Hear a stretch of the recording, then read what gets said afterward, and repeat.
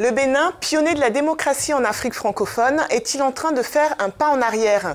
Premier État francophone du continent à avoir effectué une transition démocratique au début des années 90, le pays a pourtant adopté il y a quelques jours une loi controversée qui interdit le droit de grève à certains fonctionnaires. L'opposition se dit choquée et le gouvernement de Patrice Talon ne donne pas plus de précisions mais évoque la nécessité pour certains secteurs sensibles, comme la justice, la santé ou la sécurité, de ne pas être perturbés par des mouvements sociaux. Malgré ces explications, la décision a du mal à passer. Certains syndicats des secteurs concernés, comme les magistrats, appellent à faire grève dès le lundi 8 janvier. C'est exact, Barbara. Les magistrats dans le pays ont annoncé une grève de 5 jours en signe de protestation contre cette décision parlementaire. S'exprimant mercredi en faveur de la nouvelle loi, le ministre de la Justice, Joseph Djogbenou, a déclaré que l'État pouvait, dans l'intérêt public et les besoins constitutionnels, priver certains secteurs de leur droit de grève. La décision parlementaire fait suite à une série de grèves organisées par les professionnels de la santé de septembre à novembre l'année dernière contre la privatisation du secteur et par les autorités judiciaires en octobre et en novembre qui protestaient contre les nominations par le ministère de la Justice et exigeaient des révisions salariales.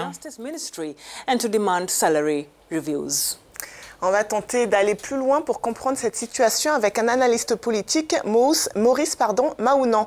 Alors, Monsieur Mahounan, bonjour. Comme on le disait, visiblement, cette décision d'interdire à certains fonctionnaires de faire grève a du mal à passer. Oui, c'est vrai, vous avez parfaitement raison. Il faut dire que c'est le 29 décembre dernier que les députés ont adopté une loi. Ce n'est pas une loi, une nouvelle loi, c'est une loi qui existait déjà. Et puis, c'est la loi qui régit le personnel de l'État au Bénin. Et dans cette loi-là, la Cour constitutionnelle leur avait demandé de mettre en conformité certaines dispositions qu'ils avaient adoptées avant. C'est une nouvelle disposition qui vient renforcer l'arsenal juridique en matière sociale, puisque déjà, il y a certains, dans certains secteurs, déjà, ce droit a déjà été retiré. C'est le cas des paramilitaires, par exemple, plus précisément des douaniers et autres. Ils n'ont pas, je crois que c'était sous l'ancien régime que les douaniers n'ont plus le droit d'aller en grève. Donc, pour ce qui concerne le secteur de la santé également, le secteur de la justice, c'est vrai, et la décision a été très mal accueillie au sein des travailleurs, surtout au niveau des centrales syndicales et aussi au niveau de ces différents secteurs. Alors, dernièrement, il y a eu plusieurs grèves dans le secteur public au Bénin. Est-ce que ça suffit à expliquer l'adoption de cette loi ? Mais bon, le problème, effectivement, c'est que ces deux secteurs ont connu quand même des périodes un peu agitées ces derniers mois. Si je prends le cas de la santé, par exemple, bon, ils étaient en grève parce qu'ils s'opposaient à certaines réformes que le gouvernement Talon voulait entreprendre. Mais bon, ce travail n'est pas du tout accepté, parce qu'il y avait eu une rencontre avec le chef de l'État au palais de la présidente de la République. Et le président de la République leur a fait des promesses.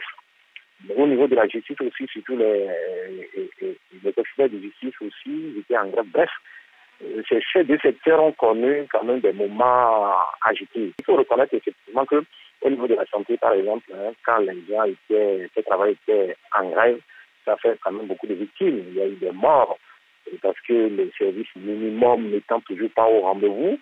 Ça fait très mal et puis ça a causé beaucoup de dégâts. Au niveau de la justice aussi, c'est vrai, les gens qui voulaient légaliser leur dossier, il y a des problèmes juridiques, il y a des prisonniers qui sont là, des détenus qui sont là, donc tout est bloqué.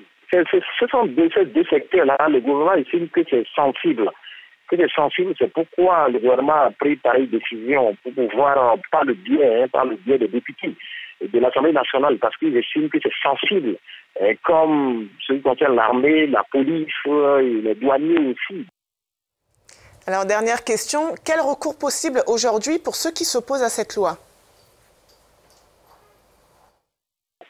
Oui, il y a les travailleurs, les patrons des différents centrales syndicales ici ont déjà estimé qu'ils vont saisir la Cour constitutionnelle, quoi.